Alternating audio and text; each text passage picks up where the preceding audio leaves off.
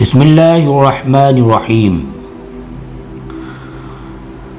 حضرت امام محمد الجواد التقی علیہ السلام،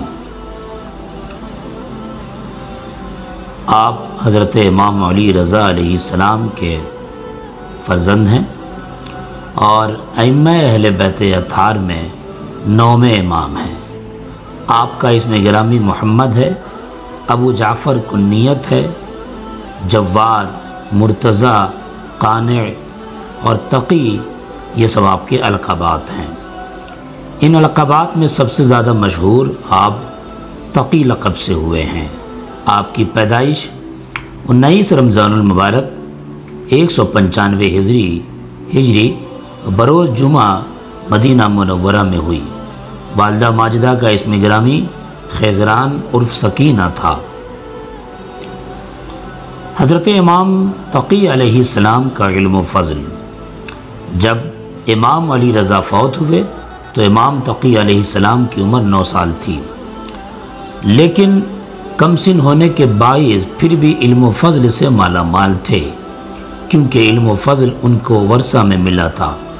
چنانچہ علامہ محمد بن طلحہ شافعی فرماتے ہیں، وَإِنْ كَانَ صغیر الحسن فَهُوَ کبیر القدر رفیع الذکر، یعنی اگرچہ امام تقی کم سن اور چھوٹے تھے لیکن آپ قدر کے لحاظ سے بڑے اور شان کے لحاظ سے بلند تھے۔ حضرت امام ابن حجر مکی لکھتے ہیں کہ جب امام تقی علیہ السلام علم و فضل کے لحاظ سے مشہور ہو گئے تو مامون رشید نے ایک دن قاضی یحییٰ بن اقسم کو کہا کہ امام تقی علیہ السلام اگرچہ چھوٹے ہیں لیکن علم و فضل میں بہت بڑی فضیلت رکھتے ہیں، کسی دن آپ ان سے علمی گفتگو کریں۔ قاضی صاحب نے کہا ٹھیک ہے۔ چنانچہ مامون رشید کے حکم کے مطابق علماء، شعراء، ادباء اور وزراء بلکہ تمام لوگوں کو دعوت دی گئی وہ اس علمی مجلس میں شرکت کریں، جس میں امام تقی علیہ السلام اور قاضی یحییٰ بن اقسم باہمی علمی گفتگو کریں گے۔ چنانچہ تاریخ مقرر کی گئی اور تاریخ مقرر پر دربار سجایا گیا۔ مورخین نے لکھا ہے کہ 900 کرسی صرف علماء فضلاء کے لیے رکھی گئی۔ مامون رشید نے اپنے پاس امام تقی علیہ السلام کے لیے مسند رکھی اور سامنے قاضی یحییٰ بن اقسم کو بیٹھنے کی جگہ دی۔ جب تمام اہل بغداد اور دیگر لوگ جمع ہو گئے تو قاضی یحییٰ بن اقسم نے مامون رشید کو کہا، حضور کیا اجازت ہے کہ میں امام تقی علیہ السلام سے کوئی مسئلہ دریافت کروں؟ مامون رشید نے کہا، تم کو خود ہی امام تقی سے اجازت طلب کرنا چاہیے۔ یہ سن کر قاضی امام کی طرف متوجہ ہوا اور کہا کہ کیا آپ اجازت دیتے ہیں کہ میں آپ سے کچھ دریافت کروں؟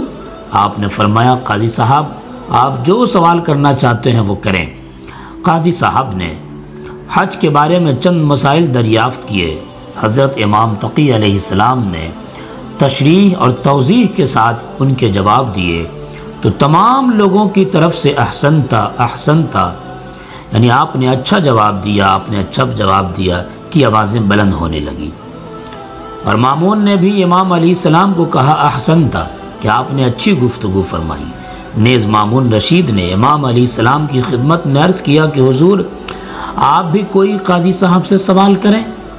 قاضی صاحب نے کہا، آپ سوال کریں۔ فَإِنْ كَانَ عِنْدِي جَوَابٌ أَجَبْتُ بِهِ وَإِلَّا اسْتَفْتُ الْجَوَابِ وَاللَّهِ أَسْأَلُ أَنْ يُرْشِدَ فِي لِلصَّوَابِ، اگر مجھے جواب معلوم ہوا تو میں عرض کر دوں گا، ورنہ میں خود آپ سے جواب معلوم کر لوں گا، اور میں اللہ تعالیٰ تبارک و تعالیٰ سے سوال کرتا ہوں کہ وہ مجھے سیدھا راستہ دکھائے۔ امام تقی علیہ السلام نے قاضی صاحب سے سوال کیا کہ اس شخص کے بارے میں کیا کہتے ہیں جس نے صبح کے وقت ایک عورت کی طرف نظر کی تو وہ اس پر حرام تھی، جب سورج طلوع ہوا تو وہ اس پر حلال ہو گئی، پھر ظہر کے وقت وہ حرام ہو گئی، عصر کے وقت پھر حلال ہو گئی، غروب آفتاب کے وقت پھر حرام ہو گئی، عشاء کے وقت پھر حلال ہو گئی، آدھی رات کے وقت پھر حرام ہو گئی، صبح کے وقت پھر حلال ہو گئی۔ بتاؤ ایک ہی دن میں اتنی دفعہ وہ عورت اس شخص پر کس طرح حرام و حلال ہوتی رہی؟ فقال یحییٰ بن اقسم لا ادری، پس یحییٰ بن اقسم نے کہا مجھے اس کا جواب معلوم نہیں ہے۔ اے ابن رسول اللہ صلی اللہ علیہ وسلم، آپ ہی اس کا جواب عطا فرمائیں۔ تو امام علیہ السلام نے فرمایا سنو، یہ عورت کسی کی لونڈی تھی، اس کی طرف صبح کے وقت کسی اجنبی شخص نے نظر کی تو وہ اس کے لیے حرام تھی۔ جب دن چڑھا تو اس نے یہ لونڈی خرید لی، وہ اس کے لیے حلال ہو گئی۔ ظہر کے وقت اس کو آزاد کر دیا، وہ حرام ہو گئی۔ عصر کے وقت اس سے نکاح کر لیا، پھر حلال ہو گئی۔ مغرب کے وقت اس نے اس سے زہار کیا تو پھر حرام ہو گئی۔ عشاء کے وقت زہار کا کفارہ دیا تو پھر حلال ہو گئی۔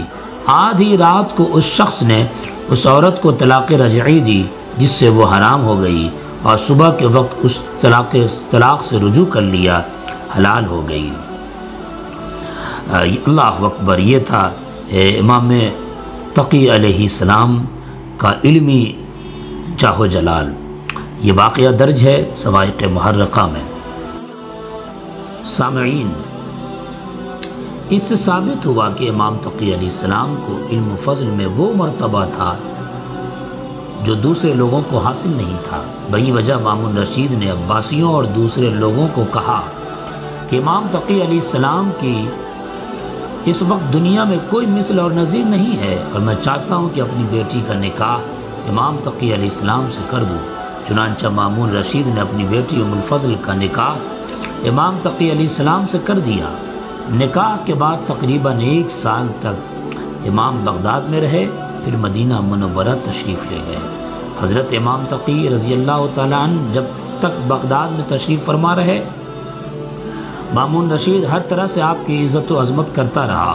پھر آپ مدینہ منورہ تشریف لے آئے تو آپ کی بیوی ام الفضل نے آپ کے ساتھ نہایت مؤدبانہ اور خوشگوار زندگی بسر کرنا شروع کر دی۔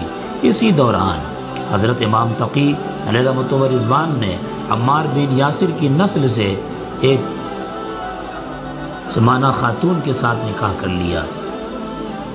اس سمانہ خاتون سے امام تقی علیہ السلام کی نسل چلی، اور انہی کے آغوش سے بطن مبارک سے حضرت امام علی نقی علیہ السلام تشریف لائے۔ حضرت امام تقی علیہ السلام کے اقوال بے شمار ہیں۔ سامعین، کچھ آپ کے حوالے کرتا ہوں۔ آپ فرماتے ہیں کہ دین کو تباہ کر دینے والی بدعت ہے۔